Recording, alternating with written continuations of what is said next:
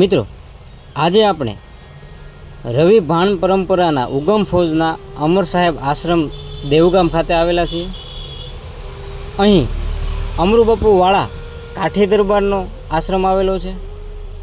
આ આશ્રમમાં રામદેવ પીરજી મહારાજનું મંદિર તથા સાથે અમર સાહેબની ચૈતન્ય સમાધિ પણ આવેલી છે. અહીં ભજન સત્સંગ સાથે અબોલા જીવ માટે એક અનોખી સેવાકીય પ્રવૃત્તિ કરવામાં આવે છે. જેમ કે ગામમાં નિરાધાર રઝળતા પશુ ગાય માતાઓ માટે દરરોજ નિરણ પૂરી પાડવી તથા પક્ષીઓ માટે ઝાડવા ઉપર અને મેડી ઉપર ધાબા ઉપર ચણ નાખવી, પાણી મૂકવું, પછી વૃક્ષોમાં ખિસકોલા માટે પાણી અને તેના ભોજનની વ્યવસ્થા કરવી તથા વાડીઓમાં જે રઝળતા શ્વાનો છે તેમના માટે દરરોજ રોટલા કરી અને વાડીઓમાં નાખવા જવા.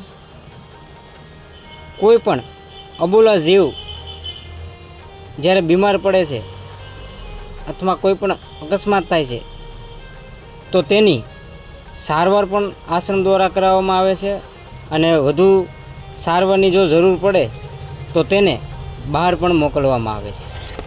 આપણે આજે વડિયા તાલુકાના દેવગામ ખાતે જે અમર સાહેબ આશ્રમ આવેલો છે ત્યાં અનેક રીતે સેવા જે ચાલુ છે આપણે આજે એની માહિતી મેળવશું. અને ખાસ કરીને માનવ સેવા તો દરેક જગ્યાએ થાય છે, પણ પશુ પક્ષીઓ માટે, ગાય માતાઓ માટે અને ખાસ જે વાડીમાં રહેતા શ્વાનો માટે જે સેવાકીય એ પ્રવૃત્તિ કરવામાં આવે છે અને તથા વૃક્ષો જે વાવવામાં આવ્યા છે એ બધાની માહિતી મેળવશું.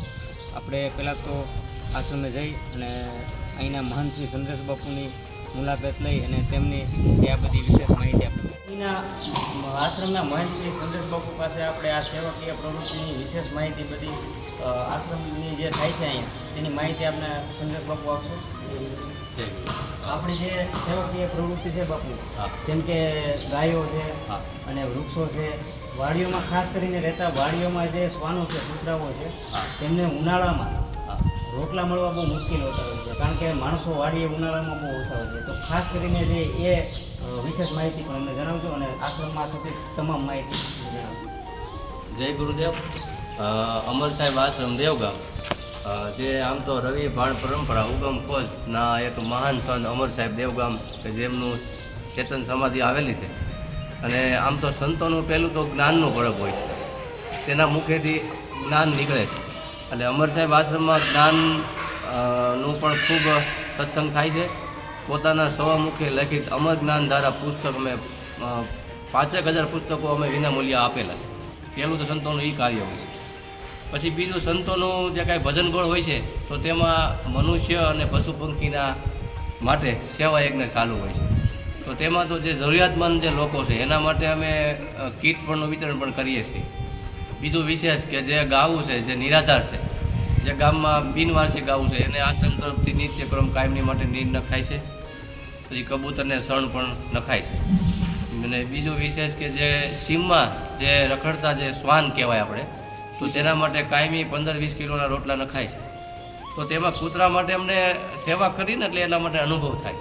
કૂતરાને તમે રોટલા નાખો ને તો સીમમાં એ જીવનસા પણ કરતા નથી, એટલે અમે એ પણ જોયું. કારણ કે રોટલા કૂતરાને મળી રહે એની સંતોષ થાય ભૂખ, એટલે જીવનસા કરતાં બંધ થઈ જાય.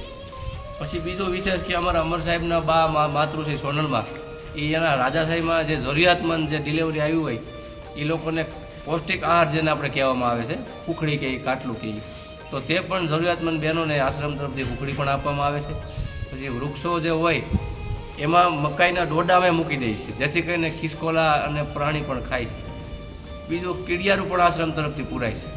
એટલે આવી રીતે અનેક સેવાઓ આશ્રમમાં અમર સાહેબના ભજન બળથી થાય છે. અમે તો નિમિત્ત માત્ર છીએ. લોકોને અમારે આશ્રમ દ્વારાથી એક એવી પ્રેરણા છે કે જો તમારે સુખી થવું હોય તો સેવાથી મોટો ઉત્તમ ધર્મ એ કોઈ નથી. એક કહેવત છે કે કર્મને સંગાથે વાલા તારું કોઈ નથી. એક જ ગાયના 2 વાસણા, એક શિવજીનો કોઠિયો અને એક ઘાસીડાનો બળદ. એટલે આશ્રમ તરફથી અમારે લોકોને એક એવો સંદેશો છે, જો તમારે આનંદમય રહેવું હોય, સેવામય રહેવું હોય તો લોકોનું સુખાકારી માટે એવું નથી તમે વધારે કાંઈ સેવા કરો, થાય એટલી સેવા કરો, અથવા તો આંગળી સીધીને પણ સેવા થાય છે, બોલવાથી પણ સેવા થાય છે, ઘણા બધા સેવા થાય છે. એટલે આશ્રમ તરફથી અમારે એવી લોકોને સંદેશો છે. અને અમર સાહેબ આશ્રમ, દેવગામ, જિલ્લો અમરેલી, તાલુકો કુકાવા, વડિયા, ગમે ત્યારે આશ્રમની મુલાકાત લો, તમને અહીંયા શાંતિનો અહેસાસ થશે. જય ગુરુદેવ. તમે જે આ શેડ જુઓ, એ શેડ જ્યાં ગામમાં રઝળતા પશુઓ અને ગાય માતાઓ એમના માટેની નિરણ અહીં સ્ટોરેજ કરવામાં આવે છે. અને અહીંયાથી દરરોજ આ ટ્રેક્ટર દ્વારા એ નિરણને એક જગ્યા છે ત્યાં જઈ અને નાખી દેવામાં આવે છે. અને ગામના રઝળતા પશુઓ, ગાય માતાઓ જે બધા ત્યાં આ નિરણ દરરોજ એમને નાખવામાં આવે છે. આશ્રમની ખાસ આ મેઇન સેવા છે અને આ દૈનિક પ્રવૃત્તિ છે. દરરોજ માટે આ નિરણ અહીંયાથી ભરી અને હમણાં આપણે આગળ ત્યાં નાખે ત્યાં પણ મુલાકાત કરશું. તો ખાસ કરીને આવા સમયમાં આવડો મોટો સ્ટોરેજ રૂમ, અને એ પણ જે રઝળતા પશુઓ છે તેમના માટે.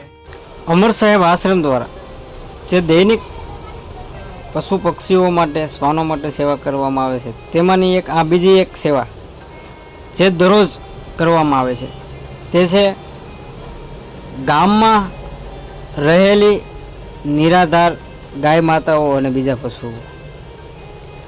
અમર સાહેબ આશ્રમ દ્વારા દરરોજ આ ટ્રેક્ટરના માધ્યમથી એક ખુલ્લા મેદાનમાં નિરણ નાખવામાં આવે છે, લીલું પણ નાખવામાં આવે છે.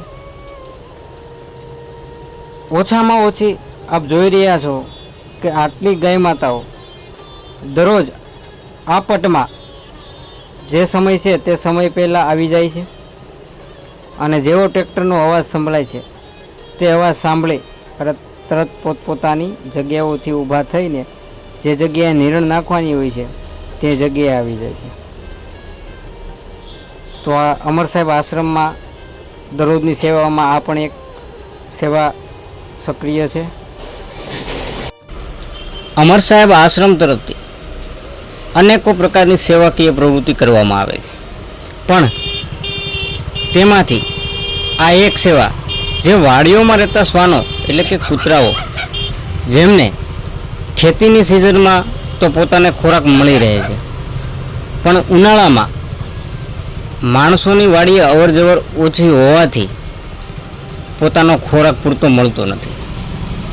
એટલે આ શ્વાનો નાના જીવ હત્યાઓ કરી અને પોતાની ભૂખને સંતોષતા હોય છે. આવી જીવ હત્યા ના બને અને વાડીઓના શ્વાનો ભૂખ્યા ના રહે તે માટે અમર સાહેબ આશ્રમ તરફથી વર્ષોથી એક સેવાકીય પ્રવૃત્તિ કરવામાં આવે છે, જેમાં અમર સાહેબ આશ્રમ દ્વારા દરરોજના રોટલા બનાવી અને દૈનિક વાડીઓમાં એટલે કે સીમોમાં જઈ અને કૂતરાઓને રોટલા નાખવામાં આવે છે. ખાસ વાત એ છે કે જ્યારે પણ અમર સાહેબ આશ્રમના મોટરસાઇકલો વાડીઓના રસ્તા ઉપર જાય અને હોર્ન વગાડે છે, ત્યારે આ કૂતરાઓ બધા, શ્વાનો બધા એક તરફ એકત્રિત થઈ અને પોતાના રોટલા ખાવા દોડીને આવી જાય છે અને વધેલા રોટલા પણ પોતાના બચ્ચાઓ માટે પણ લેતા જાય છે.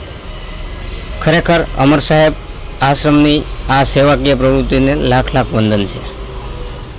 અત્યાર સુધીમાં અમર સાહેબ આશ્રમ દ્વારા આજુબાજુના ગામમાં 3000થી વધારે વૃક્ષો પણ વાવેલા છે અને નિત્યક્રમે તેનું જતન પણ કરવામાં આવે છે. ત્યારે પણ અમરેલી શહેર આસપાસ આવવાનું થાય તો અમર સાહેબ આશ્રમ દેવગામ ખાતે અચૂક મુલાકાત લેવી. તમને અહીં અનોખી શાંતિ મળશે.